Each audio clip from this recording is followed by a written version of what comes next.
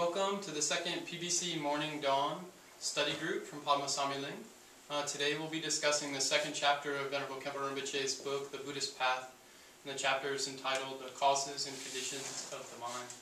So first we'll do some opening prayers together, and then we'll go into that chapter.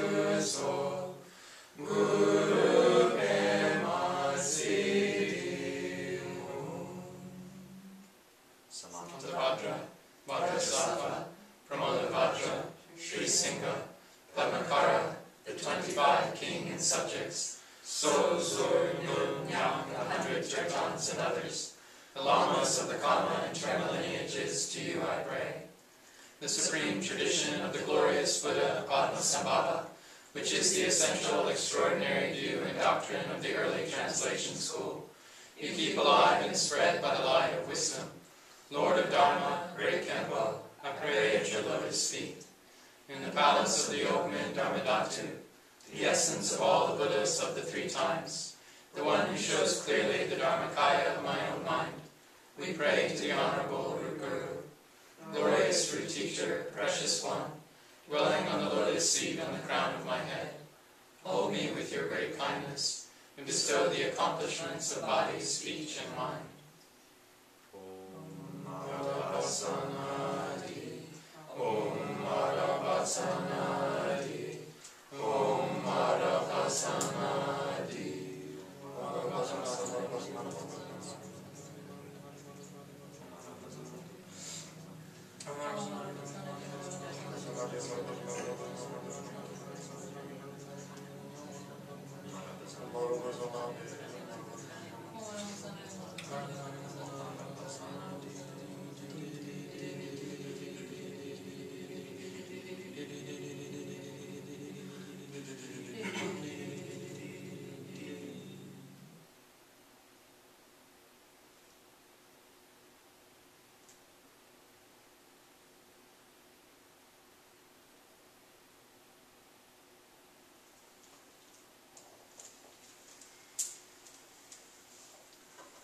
So I'll just begin by giving a brief overview of the chapter, and so what we'll do is, so we all have the same context, just say more or less the essential point of each chapter, or sorry, of each paragraph in this chapter, and then after that we'll kind of begin to discuss these four main points that we've outlined to talk about. So the first chapter, Rinpoche's make a division between a grasping duality mind, and they say our nature is perfect and complete, and in order to remove this grasping and reveal this nature, we have to work with our body, speech, and mind. So our body, speech, and mind can either be positive, negative, or neutral. And so the practice is to have our body, speech, and mind be positive as opposed to negative and neutral. And then the third paragraph is that the mind is principle, and that we should check this for ourselves. Before a moment of speech and a moment of body, there's always a previous instant of mind. Fourthly, that the tool to make our body, speech, and mind positive always is mindfulness. Fifth, the mind is always thinking about me and mine. And so it's important for us to investigate this mind that's thinking about me and mine. And so Rinpoches begin this by considering the relationship between mind and body, by asking, does mind come from body? Does mind come from these 5 elements? Or does body come from mind? Then they go on to say that I, the sense of I, is nothing but grasping. So what is this grasping? The grasping is the mind. So then they go on to discuss, well, does the mind rely on the body? And they answer, no. Does the mind come from speech? That's the 9th paragraph, and they again say no. And so then the question becomes, well, let's investigate thoughts. Let's look at this mind itself. And so then they go to analyze, well, this present thought that is happening now, it comes from a past thought. And so the question is, well, is this, so in this present thought, if we look at it, does it have a cause or not? And if it does not have a cause, then this present thought would have to be permanent. So they deduce that this present thought must have a cause, and this present thought comes from the previous instant, which comes from the previous minute, hour, day, year, all the way down to the moment that we're born. So then that takes us to the 12th paragraph. And they say, well, how did we develop as a baby? How were we born? And so here they say that the mind was the principal cause of us being born, and the supportive conditions, the supportive causes, were the 2 elements of our parents coming together. And so this draws the conclusion that this life that we're in now will eventually turn to death, we'll die, and that after death there'll be a period of this after-death bardo. Following that will be a new life, which will then end again and have a afterlife experience bardo. And so this is a constant cycle that we've all been going through. And so this is the reasoning behind like past and future lives in Buddhism. And then they say that this duality mind will continue this way until enlightenment happens. And that non-grasping enlightened awareness will be fully revealed at that point. And then once this grasping is removed, once this enlightened awareness is fully revealed, then we'll never be forced by karma to take rebirth again. They go on to kind of continue to tease out the logic of this karma for life into death by showing how when we look at things, it causes produce similar results.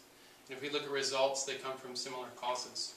That goes for both physical causes, making physical results, and mental causes, producing mental results.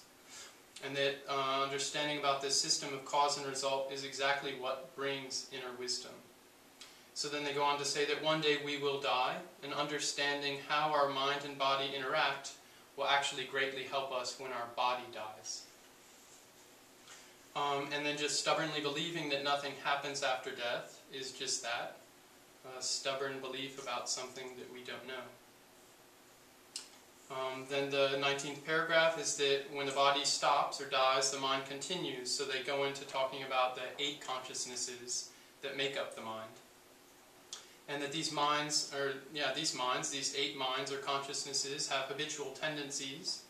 And that these habitual tendencies happen even without a body. And the example that we can think of is in a dream. Then the 21st paragraph, that habitual mind is forced to reincarnate due to its habitual energy, due to its habits, and that this non-grasping awareness isn't forced to do anything, so it arises spontaneously in the way that's most beneficial for helping others. And following that, just as knowing emptiness is not the same thing as actually realizing emptiness, similarly, having a map is not the same thing as actually traveling to and arriving at our destination. And so then they say, well, what is it that causes this rebirth again? It is our grasping. And that this emptiness nature or dependent origination is in fact what allows things to change. And this grasping is actually what refuses to see this. Then ignorance is what blocks our true nature from fully functioning. And then, based on this ignorance, we don't see the infinite flexibility of our body and our mind. And then also, we don't see the natural qualities of that mind rising. So we don't see our own qualities of Buddha nature happening. And this is likened to wandering in darkness. And that if we continue this ignorance, we'll never be peaceful because we won't have a balanced mind and we'll constantly be tossed around on the waves of our karma, so this samsara. And so then the final paragraph, they go on to emphasize that ignorance itself is temporary and can be removed, that this is an important point to really take to heart. And that by understanding the cause and effect of ignorance and wisdom, that by understanding this cause and effect, we'll become enlightened. And so another way to say this is by understanding the Four Noble Truths, the cause of samsara and its result, and nirvana and its cause, then we'll eventually become enlightened. And that's the chapter in a very bullet-pointed way. So, beginning there. So then we'll go to this first topic, and you read that, Anijani? Yeah. Thanks. Meditation practice reveals our true nature as being totally perfect and complete. However, at present, in an illusory and temporary way, we are incomplete. Although we have many good qualities, we also have many obstacles. In order to reveal this completeness, the most important things to work with are the body, speech, and mind. In Buddhism, these three aspects are called the three doors. Along with the three doors, we cling to other dualistic labels, like he and she and I and you.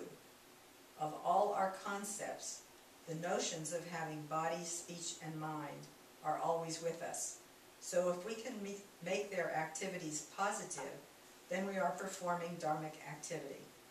If we do not have the ability to make our body, speech, and mind positive, then we are in either a neutral or a negative state.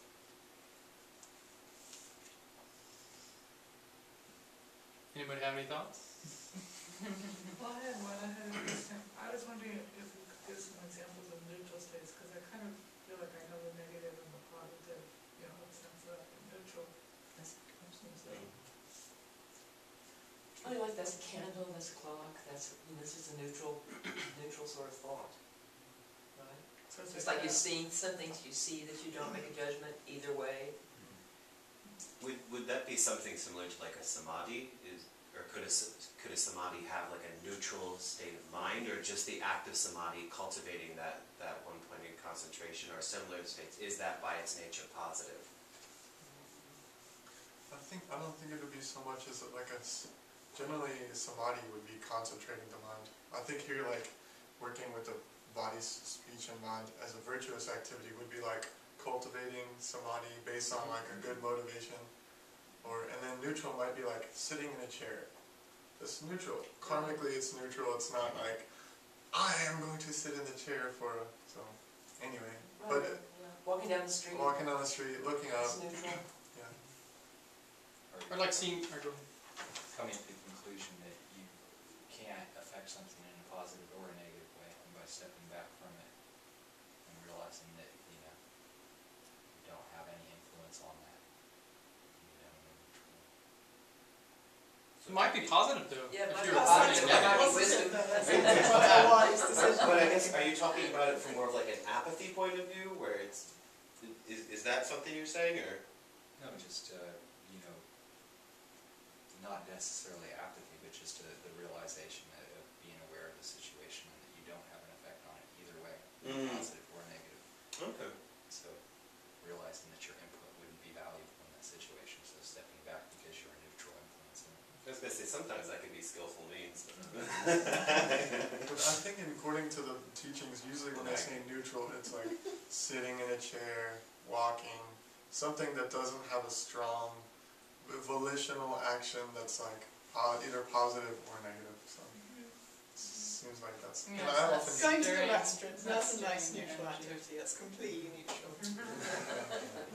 And I think something too that also affects karma is how aware we are of what we're doing. and how we feel about what we're doing, and then how we feel while we're doing it, and how we feel once we've finished doing it, like that. Yeah. So that's also can go with neutral to a certain extent too. But then in regards to this, what do you all think about as far as how does positive activity relate to like some of the other points in the chapter? Like I'm thinking about karma and the neutral and negative. In terms of neutral versus positive and versus negative, we talk about body, speech, and mind. You can be in a neutral space, and dharmically you want to be positive. So, do you think and concentrate in your mind? Do you do some speech specifically to move to the positive? Is it something with your body? I mean, what's first or second or third? You know, karmically, can you have a thought that maybe is positive or negative? That creates karma just as much as, less than, or more than doing something specifically with your body itself. So I'm curious to hear what people think about that. Well, from what I've heard, I think on one level you would say that mind is what happens first. I mean, that's what happens before speech and action or body. But I think I've also heard that once you've acted, like, you've decided to say something to someone, you've been thinking about it, and you decide to say it, then that's stronger that you actually said it, so the speech, or whether it's an action, I think, that's considered more karmically effectual, has a stronger effect. Yeah, that if we always have this body, speech, and mind, that maximally, like, using that would be the best. Positive mind, positive speech, positive body, and in that moment, as much as we can be, like, we're fully activated in a positive direction, and all these body, speech, and mind are like coordinated with one another.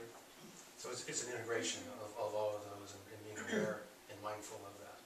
Because something may come in your mind, for instance, you may be angry. And you may not act on that. You may not say something to somebody. You may not do anything specifically, or you might. So, but if it's in your mind and then it comes up, and as part of Buddhist practice, you're mindful of that, and then you have an impact on that before it turns into something else. But there's still a karmic impact. The anger still has arisen. What it's not as great unless you act on it. And that's what I'm getting at. I mean, because, is it karmically more or less, or does it even matter? Whether you have a thought, but maybe you don't do that, and then you turn that thought around. I think if you do it, if you do something about it, that makes the karmic propensity stronger. But if you don't act on it, you still have to work on the mental piece, but it's not, in terms of karma over time, Because karma's activity, the word is activity, isn't it? What's meaning? Yeah. It's activity, yeah. But then also the sense of result, cause and result, results and causes and results, and one thing leads to another.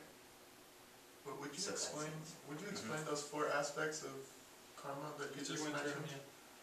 Like the object, the intention, Okay.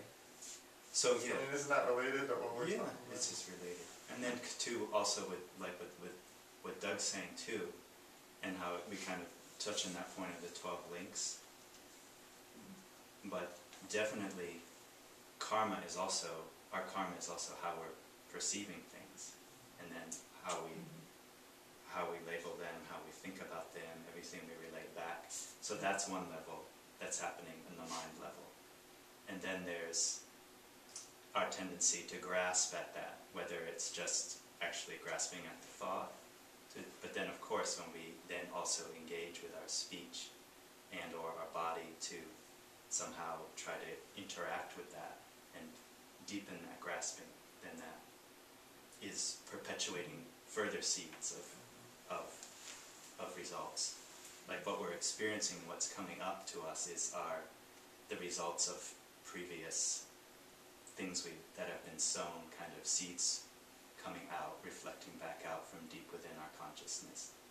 And then how we then try to, the whole process of grasping is what perpetuates it. So it's happening on the level of our mind, on just the level of perception in a way, and conception, and then of course then how we relate to our body and our speech in regard to those things. And then the Buddha said in regards to those 4 points is what makes a karmic activity more or less powerful is how we are aware of it we are in the first place. Like if we think about practice or anything, we think about it and we're aware we're going to do it. And then if thinking about doing it, we have like a desire to do it or not do it. How we feel about doing that is also adding to the karma. And then how we feel and where our mind is while we're doing it is another thing that's making it stronger. And then once we've done the activity, how we feel about doing it makes it more or less strong too. So for instance, if we see something and we have a really strong feeling and we just go right for it and we act upon it and we feel really good or righteous or whatever while we're doing it and we feel great about it once we finished, then that's a really strong action. It's a full, complete action. Whether that's something virtuous or positive. Ideally it's positive. But obviously then, so that's the extreme of like really, it's powerful karma. And then, so then, there's other combinations we could think of. There's something comes up, we don't want to do it, or, due to our mistakes or our laziness or our whatever, we do it, but we're not really into it when we're doing it. And we don't feel good after we do it. You know what I mean? Like, it's still strong, but maybe not as strong. Or like there's examples about like, say, being generous, but the reason you're being generous is so people will think well of you. Right. Or raises your status in the community, Yeah. and you're a donor, that kind of thing. Do you know what I mean? So then the karma really gets very mixed up in terms of it's positive, but it's not really, maybe it's even more negative than positive. Right, so it's because of your motivation. It's conflicting. And It's mixed. Right. Yeah, so we might have a positive action, and with that action, we actually go towards neutral, even negative, depending on how you do that. So, I think just from what you said, Lai, it just reminded me something Rinpoches said about like how important it is after we've done something good and positive to really reflect on that. Right. And like think, oh, that was a really good thing. I'm just saying this because it's something I forget to do and I feel like it's really important to do, is really reflect, oh, that was something really good, like acknowledging that you did that good thing and really aspiring to do it again. And just thinking about that process, like with the positive as we're trying to cultivate that in our practice, and just really to reflect on that. Oh wow, that even a little thing. Well, that was something good. You want to be careful not to veer into the whole "that was something good." I'm great. Wow, I'm so charitable kind of thing. I think you're making a good distinction where you need to. It's acknowledging. Yeah, acknowledge it without being. And acknowledging too just shows too the power of when we acknowledge our mistakes too in the other direction too. Or when we acknowledge that someone else has done something, taking that piece of the acknowledgement and the karmic effect of that and saying, oh really, it's so wonderful. Yeah, rejoicing. This person has this energy and they're putting it into it, they're giving of themselves. It feels like, I'm sorry, it feels a little bit like this is starting to go into the second topic. So, I don't know if anyone wants to. Yeah, please. So, I'll just read the particular intro sentence. Your present mind has a cause and it has conditions, and it will continue without interruption until you attain enlightenment. And I had a specific question, if anyone wanted to speak more to it, about, it talks about how the mind has the causes and conditions, and then it says, until you attain enlightenment. And I guess, maybe if we parse out more of the definition of mind, and why isn't it that the mind is considered part of enlightenment? Because that's one of those things where at first, I remember when we first came to this book, when we were discussing it last year, I kind of went, wait, what? Like, the mind's gone? Oh, okay. Someone tell me what's that like? So, if someone maybe speak more to that. Well, I'll jump in a little bit. Great. First of all, it says your present mind. So That's a good distinction. Yeah, right. So, we do purification practice. So what are we purifying? You know, we're talking about the different ways that we behave in the world as a result of our thoughts.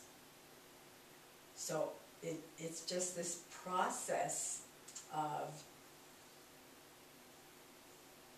cultivating more positive thoughts and actions, right?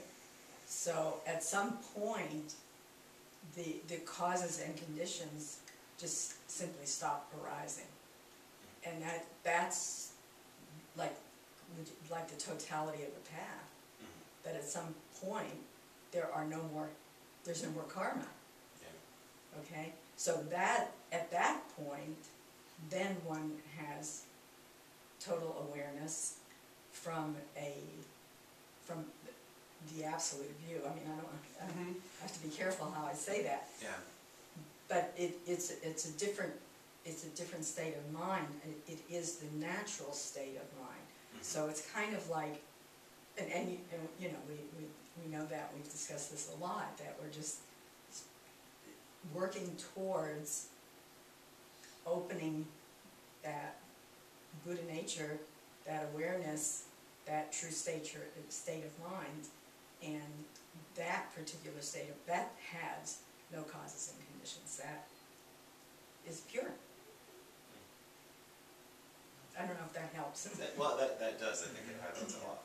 And this part of this is like, it depends on what level of teachings that you, like the answer of what is mind, and what is the absolute state, and what is the nature. Even what is the nature, like, because the first sentence of the first topic, which is really kind of bam. Meditation practice reveals our true nature as being totally perfect and complete. Which, even though we've heard that a lot, but it says we have a true nature. That nature is perfect and complete, and we reveal that. Basically, what determines what is virtuous or unvirtuous is whether or not it leads us to the understanding that our true nature is totally perfect and complete, and we see that.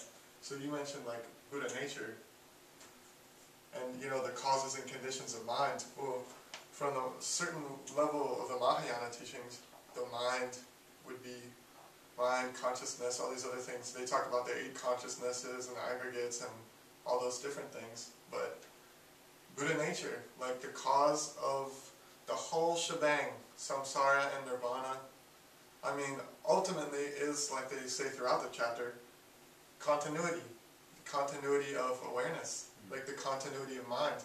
Buddha nature recognizing, you know, making the 6 realms, you know, I mean, in a certain sense, just the ongoing experience.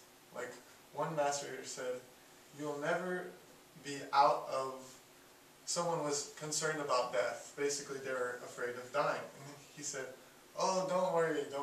You'll always exist in the universe in some way. But his point was continuity of experience, you know. Or like Robert Thurman, it was interesting when he, just one little final thing, he said, when I was translating the Tibetan book of the dead, you know, as it's commonly known, the Bardo Todal or whatever, he said, you know, I came to an interesting conclusion while translating the Tibetan book of the dead. There are no dead people. He's like, maybe everyone else already knows that, but it's ongoing.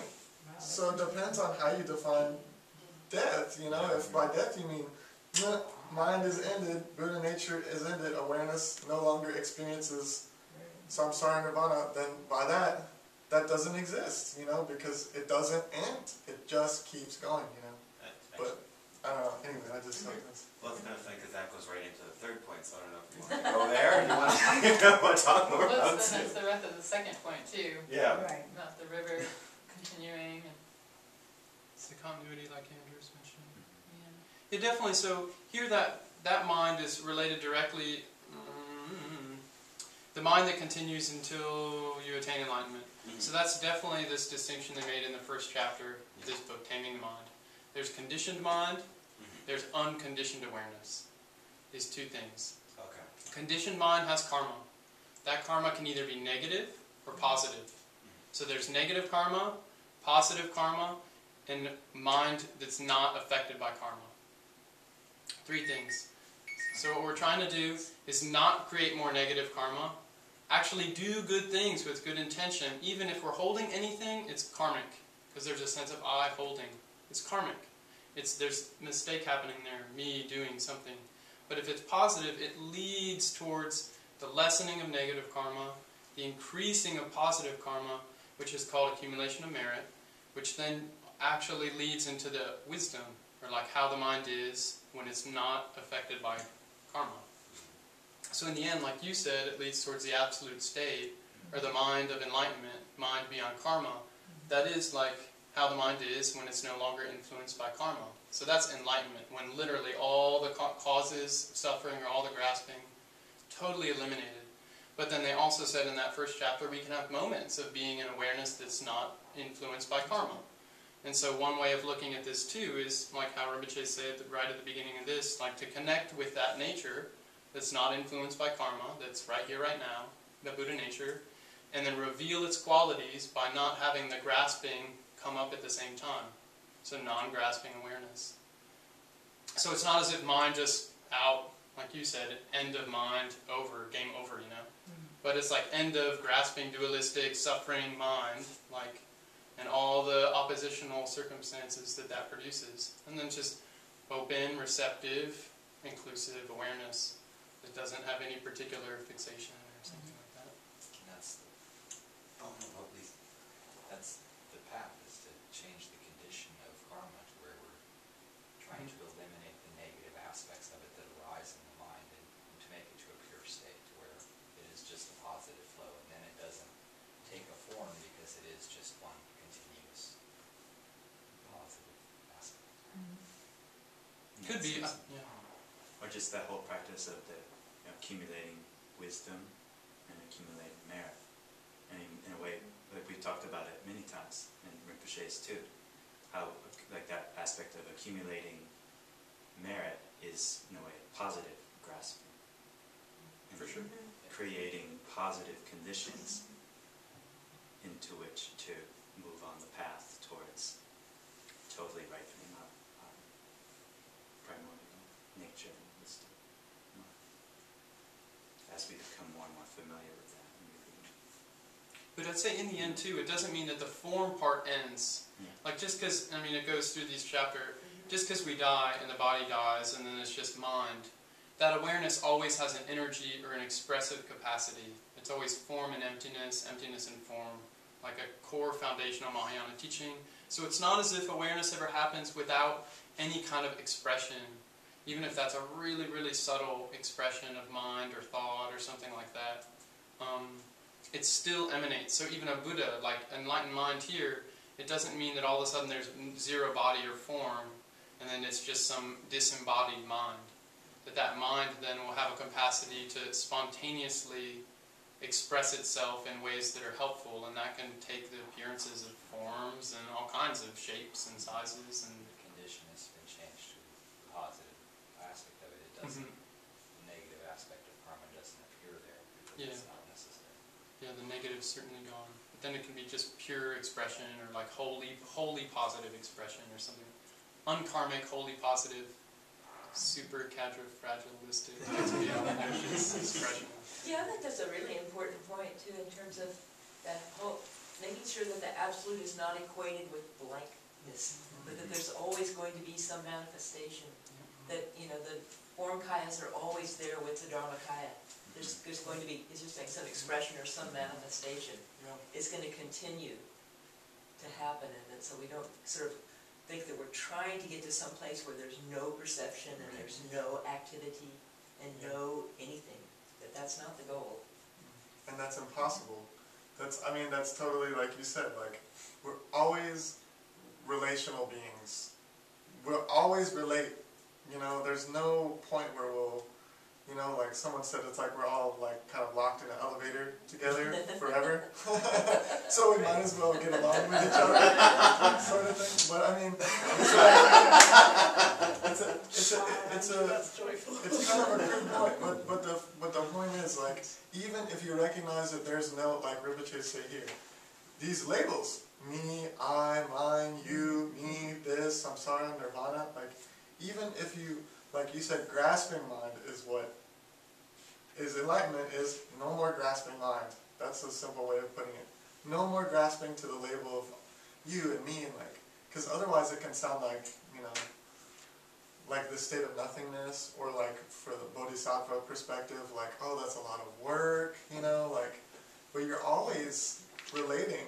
You're always going to be in this form with an energetic component of mind, and it's going to be bouncing off, you know, it's going to be affecting things, and things are going to be affecting it in a certain sense. So it's like, we can't, I think that we, you know, they say we have eternalism and nihilism are two such big habits, you know, that we have. Like, nihilism, they define it as different things, but the wish for this to end, the wish for samsara, you know, for the troubles and the difficulties to like just be over, just end, just black out, you know, just whatever. Or the wish that we last forever, that our good circumstances could last forever. But I think, again, a non-grasping mind of enlightenment is beyond all those extremes, you know. That's what they say, all the labels, and so it's not like, now I will attain enlightenment. In that sense of like, well, the enlightenment is recognizing that this grasping to the sense of I-ness as a separate thing that's not relational, or that is what is dropped, you know. That's kind of interesting. They had a wonderful quote pretty much saying, very close to what you're saying, I think it's over on page 9 in here, something, if you look on page 9, it's the second full paragraph. The I, quote unquote, exists when we start to form attachments. The I, again, quote unquote, is nothing other than the grasping itself. I love that where it's the grasping itself. That was just felt like such a love that part of it. And they sneak it in here even in this first topic we already discussed. Of all of our concepts, the notions of having a body, speech, and mind are always with us. So here, even talking about body, speech, mind, and these things, they too are ways that we're constantly holding. Our mind is constantly holding what it feels that it is. So strong. Like, and they said these are three things sentient beings always have: body, speech, mind. So that's interesting. But they're here. They're just concepts too. So this is little Mahayana. I mean, this shows it's a Mahayana for sure. They've already established Buddha nature, and here they're establishing too that it's all mind. And that, I mean, the way of phrasing it specifically is that kind of a philosophical position. The other, and when you were talking, you used the word perception, and what came to my mind is, and I think we were discussing this in our study group that was in between these two, and that was, in Rinpoche's book, they said to refine our perceptions. Is that right? Do you I remember that, yeah. Because I mean, that struck me so strongly. Because we have such a misperception of this reality. And part of this process of the conditioned mind moving towards the awakened mind, if we can say it that way, is refining our perception. And that kind of like tickles me. It's like, oh, that is interesting. It's a different way for me to look at this than I've ever looked at it before. That, and it happens so much through our meditation practice, right? That we begin to see things differently. Things are not as they appear. So I don't understand what that means. Refine your perception. What would that look like? So Ken Rinpoche said in the Nine Golden Chariots, it was like the end of the chapter on samsara, question and answer, and he said, part of the path is we need to refine our perceptions and conceptions. It's not, he was defining absolute and relative truth. That it's not as if we can just go into absolute truth, because if we could, we would have done it. But we actually have to work with relative truth. And how we work with it is like having more accurate conceptions, more functional, inclusive conceptions, perceptions, and that leads towards non-conception. So, that refining. So I was just going to mention, because we talk about enlightenment and what's on the other side. But here we are, right?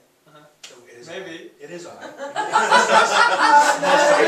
Most of us, it's I, and most of us have all these issues. So to me, the whole idea is you have to do practice, right, to open the doors to be able to get there, right? And they talk in here about having a map and having a destination, and we can sit here and intellectualize what we think is that state. We spend a lot of time doing that. Or that we can think, okay, what is it that I can do? And to Lia's point, you build merit, that's probably what opens the doors, and you have to have a leap of faith. And if you build merit, things will happen, and you'll start to perceive things differently. Not because you're trying to do it, but you're presented with what you really already have. Right? So it's not so much trying so hard. So the idea is, when thoughts come to, we talk about grasping, and visualizing a thought coming and not acting on it without thinking and just doing things, and whatever happens, happens, but say, oh, let me just take a moment and recognize that this thought is coming by, and do we give it power, like Maya said, do we act on this, do we give it more power, spend our week just totally focused on this thought, or do we just say, that's kind of interesting, see it, what's next? And you kind of do that, and that gives you a little experience of not grasping. Right? And it may be very limited, but it gives us a practice that says, okay, I'm going to start to see what it feels like to not grasp. And you do that, and then you mindfully do positive things, and then you think, I'm not doing that, I'm not grasping it because, oh, what a great thing, I just did. But you say, hey, this is, I'm building this merit, and this merit is the key. This is the key, and it's not just my key, it's everybody's. You build it, you share it with everybody else, and we all move to a point, and all of a sudden things appear, the fog lifts, and you see something. Not because you willed it to happen, you just relax and allow what's actually there to show itself. So that things to me is like, it's helpful for me to understand what practices can I do that'll help me get there, because I really don't have a clue about what's out there. I can think about it all day, I can read a lot of books, and I do, and it's important, but walking into a building you've never been in is different than looking at it in a picture. You're touching it and feeling it and being part of it, and it's part of this. So it's interesting to me that they do talk about that. You can think about it, but you're not going to just jump from, oh, I get it, and I'm going to walk over, and there I am. It takes work. It seems like that's a lot of that, like that whole point of refining. Like, it's only one level of like examining reality, and then there's all the 9 yanas of exploring reality and becoming more familiar with how it is according to the capacities of how we see, and each level refines a little more, and we're actually using our faculty of intellect to really examine our assumptions, and according to that level, look at reality, and Buddha using those tools. We have all this study and instructions. And then too, that whole balance between, I'm just thinking of our hearing, reading, and then we're all discussing and thinking about, and then there's our actual meditation practice. Those three: study, contemplation, meditation. I'm just thinking of what I'm thinking about, saying what I'm thinking about. I'm really talking. It's not a point or anything. Because it just seems like the beginning of refinement for me is to be mindful of your own thought. Definitely. Yeah. And if you can be mindful of that, that to me is the beginning of refinement, because then things will start to change, and you're refining, and you're thinking, and you're moving things. So. And like that whole, it's beautiful too, just that whole first chapter in here is on taming the mind. Right. And then leading into this next. So it's just interesting looking at that progression too. I like what kind of progression? The progression in the way the chapter goes, from chapter 1, looking at taming the mind, and then those parts, and then looking then causes and conditions of that mind, and then kind of how this, the conscientiousness, alertness, mindfulness, this stuff, that's such a critical. Seems like that's what you're talking about. Right? Just critical point. Because we talk about being refinement aware and people being of confused. what's coming up. Exactly. So you're kind of polishing and doing some things, and that's at least a start for me. And I'm not sure what's going to happen next, but I don't really care so much because it's like it's the roller coaster. If you're starting going down the hill, just relax and let it happen. But one thing, I had a comment about one thing you said that was that the leap of faith of accumulating a merit. But I don't, I mean, and maybe it is to begin. To begin anything is a leap of faith to some extent. But as far as when you actually accumulating merit, and you're, like you said, in your mind, you are refining that, you know, your perception through mindfulness, alertness, conscientiousness, and you're accumulating the virtuous things, like in this first point, which means you're moving towards something which, you know, Buddhism says there is good and there is bad. Good is, I mean, from one level of the teachings, you know, and that level it says that the nature is actually good. That's the actual, what the Buddha said when he attained enlightenment. Whoa, you know, the nature is freedom. The nature is freedom, you know, so it's like, everybody wants to be happy. That's what Buddhism always says, and Tibetan Buddhism always says, every time. The basis of the whole thing, everybody wants to be happy.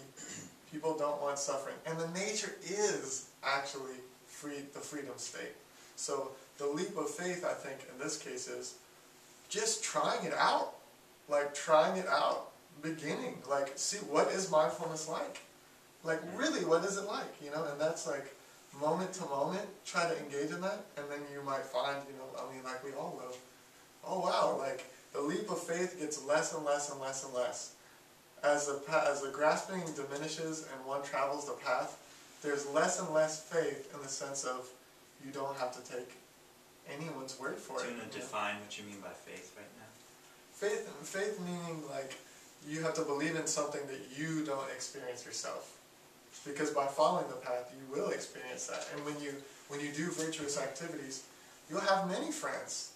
And you know, when you have good motivation, like you'll have friends, you'll have good circumstances. Doesn't mean bad things can't happen to good people, but that's based on karma, how we've been doing this since beginning of this time. And things are coming up and we're purifying things in all different circumstances. But I guess I just mean that, like, the Buddha always said, some teachings says, I'm asking you to believe what's in this palm of my hand. But that is not my teaching. This is not the Dharma. This is the Dharma. The hand is open. You look. I mean, the Buddha, he said that. You must examine that for yourself. Like an open palm, you know. And you see that for yourself. Don't take my word for it. Like we said, I think last week maybe. You have to examine the teachings. As a goldsmith examines gold, cutting, rubbing, you know, burning. It becomes experiential. Yeah, it becomes experiential, and then you have more and more. And that reinforces you as you see. Yeah, it's like a momentum. Right. Gain And momentum. that point is exactly what is in this fourth point.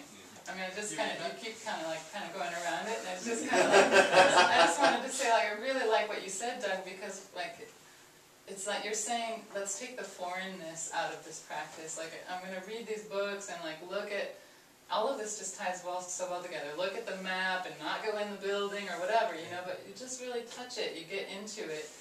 And then we have this, like, we take our understanding, or what we read in the book, and we develop that, and we work on that. And it's not just this pie in the sky ideal that we just never engage in, you know. So maybe I'll just read the point.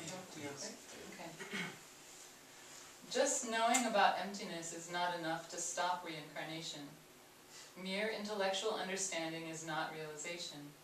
According to Buddhism, understanding and realization are different. We may understand something, but we have to experience it to gain realization. For example, if we look at a map, we can know something about the place we're going, but it doesn't mean that we're there. If we go there, we will experience something quite different from what is on the map. However, learning from a map is very helpful. Similarly, understanding emptiness is the first stage of realizing the true nature of the mind. So does that mean that in order to have realization, you have to be on the boomies? On the boomies? Yeah. I don't think so. I think here, like, why would you think so? Well, because realization, they were saying understanding, an experience of emptiness, right? Yeah. And that, so first bhumi would mean you're no longer forced to karmically be embodied in samsara. So you're free of samsara in first bhumi. So that'd be enlightenment in that bodhisattva context, like that. Yeah. It'd be, But it's the first bhumi is when you fully understand emptiness. no, when you fully realize For it. We the- should for use the- keep the term straight here. Like, in a way, it's good. Yeah. Experience, understand, realize, or Yeah, intellectually, intellectually understand, Experience. experience that Temporarily. meaning a little bit, and then realization is stably, uninterruptedly abiding in that realization. So we intellectually understand what it is, then we actually experience it, and then we always experience it. That, at least for that particular thing, then we have realization of that particular meaning or something. So I think we can have experiences, we can have glimpses, we can have moments, you know, when things are clear. But that's There's, different, you know, that's different from realization. right, in terms of the realization is defined as stability. You know, that it is that way. And so what was your question again? I was wondering if realization, you can't have realization without being on the boomies. I see. I think that if it's defined as stability, it's got to be that. And the answer is depends on how you define realization. Yeah, well, That's what I was wondering. No, because it's a really interesting point. From the sutra perspective, they say that you don't have a direct experience of emptiness until you're on the bhumis. And then from a Vajrayana level perspective, they say that because there's specific skillful means practices, like for example receiving an empowerment from a great realized being, they can provide such a special set of totally balanced conditions that it's that skillful meaning particular to the Vajrayana can actually help us have a direct realization of emptiness in that moment. Whereas the sutra perspective doesn't think that's possible. You have to stably be on the bhumis to have that. The Vajrayana perspective says that is possible. If you use with this certain motivation, in the presence of a Vajra master, everything's set up properly, then that direct realization is possible. But it still has to be stabilized. There's no way around that. So they would call it realization, not an experience. They would say, I mean, I don't... Which one we're talking about? The Who's one they? about the Vajrayana, Oh, you know, Vajrayana. say you were in empowerment, you had this, I don't know what we're gonna call it, realization, Moment of experience. realization of emptiness. Yeah. A moment. Maybe to keep it in the terms where we say experience of that realization, or experience of emptiness maybe, or... Or like the way I've heard it talked, like if even say in terms of nature of mind practice, you can directly experience nature of mind through Vajrayana, but that doesn't mean you're on the first bhumi. Do you know what I mean? It's just the skillful means allow you to start to experience that more and more and more. But it's not the same thing as first bhumi. And the teachers will say, you know, be careful, you don't think that, you know, because you think you can see the nature, that doesn't mean you have attained realization. So they're really different things. But that the Vajrayana does have these skillful means, so that we can like train in Dzogchen and start to experience that directly. So the way you're using it, you actually would say realization is different from having momentary experience. That's the way that, that I've heard it. In terms of like a Dzogchen or Mahamudra context. Yes, it's a different thing. But you can still be having that direct experience. Right. That would be the experience of a realized being. But it's not stable yet. So it takes quite a while. So it's interesting, you keep using the word stable. I've always thought about it as being completely integrated. That one, at that point of realization, would see, you know, the emptiness completely and totally, and it not come and go. So, but I've always just thought of it in terms of being fully integrated, but maybe using the word integrated, then there's still a sense of body-mind, you know? I don't know, I'm just kind of thinking out loud here, because I had never thought of it in terms of stabilization before, not that way. But it makes perfect sense, it really does. Yeah. You'd stably have an experience of emptiness. That it would just be Uninterrupted. uninterrupted. I mean, if anger arose, you would, I guess, I don't know, you know, that you would see the emptiness in the entire situation in such a way that it would not draw you in. Do you understand what I mean? I mean, you know, I don't have that experience. Maybe as you're saying with integration, you could think of it as that idea that form is always there with emptiness. Do you mean, so there is an integration Yeah. in the sense that it's not like you're just having an experience isolated, you know, but it's always Exactly. integrated with the manifestation or the expressions that are happening. Exactly. In your moment-to-moment life, like the teachings say, Absolutely. waking, the daytime experiences, the nighttime experiences, the dream experiences, when you maintain the uninterrupted awareness of the nature of mind throughout all those experiences, then you're Then you got completely enlightened. You're completely enlightened. Like I heard a vocal origin of one of his grandmother. She said she in conversation with her teacher one time of her realization, she said, well, for this a special story, but she said We only have a few minutes too, so. okay. She said Like 4 minutes. yeah, she said she just for a couple of moments right after she fell asleep, she lost recognition of nature of mind, and then she instantly regained it before the dream started. His uncle. So maybe we've touched on this third point, the concept, the idea of death. We're going to die, it's coming, we don't know when, but we kind of really haven't done it, and it's so good to look at it. And is there any way to anyone have something that they'd like to share about that? We have about a minute, and then we have to do meditation, so now's your chance. Death. Before you die. Yeah, before Heather you... did touch on it earlier, Yeah. in terms of talking about Robert Thurman talking about how Yeah. the more he worked with the Bardo Tudor, he realized he'd never. Yep. There is really no death because that continuity of experience or awareness is And yet always as long... ongoing. Yeah, Although it's hard to continues. see that, what we see is the body's dead and the consciousness is not there. I like this just in this quote here that it's talking about, it's because the body is composed of the 5 elements, and the mind is not composed of the 5 elements. So then the elements are changing, they're constantly changing, and they have these natural patterns and transitions of birth, and death. Or, we can tease it out into further patterns, but at least the big ones, birth and death. And the mind doesn't follow, is not susceptible to those changes. So then... Because it's not the form aggregate. The mind is not the form aggregate. The body and the material is the form aggregate. But duality mind is totally susceptible to change. Our habits constantly change. But as non-habituated, unconditioned, non-grasping mind or awareness, that doesn't change. But otherwise, habitual mind is like monkey mind, so that changes all the time. So would you say in here it's there's the 5 elements, and then what would you say the mind is made of if it's not the 5 elements? It's uncompounded. Uncompounded, it would be habit patterns.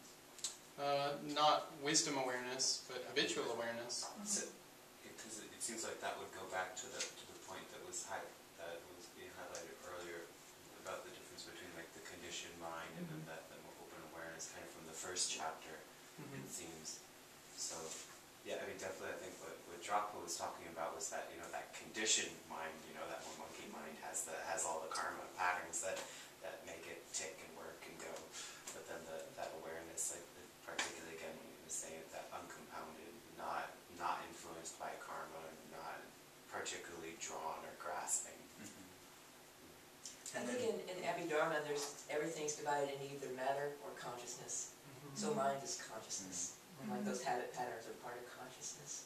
Oh, that's interesting. And so it's that, in terms of existence, there's those basic 2 types. So then, what dies and what doesn't die? What dies? Body dies. What doesn't die? Mind. What kind of mind? Unconditioned mind. Okay. Good answer. Do you have something then? Again, just looking, it's not anything big, just looking at the 12 links again. It's more looking at the chapter, and it's interesting how Rinpoche is talking about mind and thoughts and moments of thoughts, and then he takes it to lifetimes and birth and death. But then the way and then later in the conversation, how we're going to like emptiness realization as things arising. But that whole, just taking the way this is so beautiful, the way the 12 links can apply to so many levels, just like in the chapter here in the way, up to like a whole lifetime to lifetime, instantaneous little moments of perception, how it's all, and all of this, that's all the conditionality happening within this. But that conditionality is part of that consciousness. Dualistic consciousness. So they say if in the 12 links, if we have non-grasping wisdom awareness, how does that fit in with the 12 links? They say that that's when we recognize how our mind is before there's any ignorance. Right. It knows itself. Right. And so the first link doesn't start, and none of the rest of them start either. So in that moment, we stop right at the root of samsara. It doesn't arise at all. But then if we still have karma that's from past, then we have to keep recognizing the source of that karma. Right. So that's non-grasping mind is recognized before the first link. And then otherwise there's no other, when we go through the samsara. That goes back to what Doug was saying. I really liked what you said about how we have that experience of practicing non-grasping. You know, this thought comes up and we just choose not to grasp it. You know, and that's really cutting the link right there. Yeah, because it becomes experiential at that point, versus just thinking about what does all this mean. Yeah. And that's the real practice there, is actually not grasping. Allowing it out. We practice that for 15 seconds. Is that okay?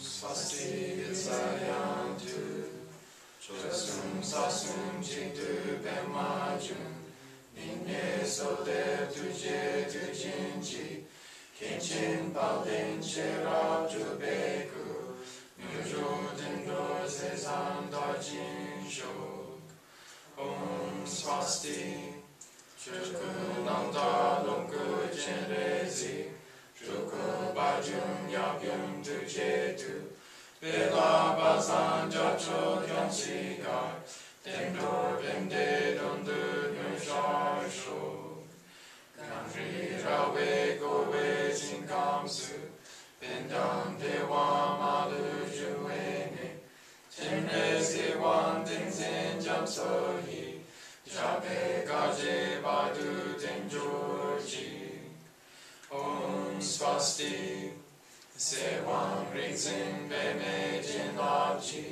Dunyi Drube Latsam Norden La Shirun Korlo Sunji Pajote Sanchen Antam Jole Namjal Shu.